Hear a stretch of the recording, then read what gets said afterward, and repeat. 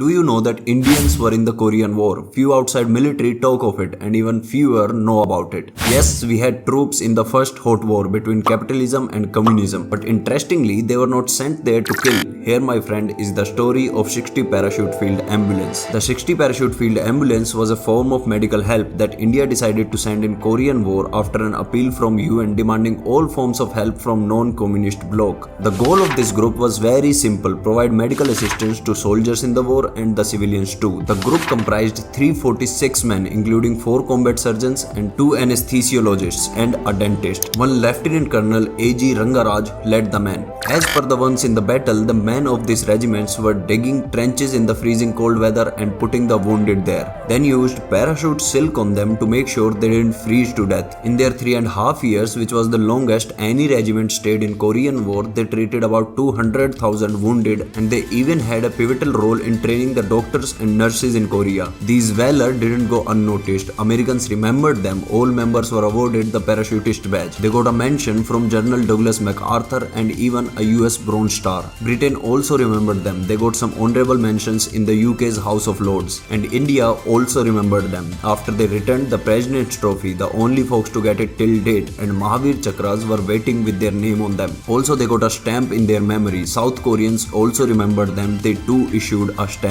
While they were famous all over and even got awards from their own nation, just few talk about them. Probably because nobody could think in their wildest dreams that Indian troops could be serving as far as the Korean peninsula.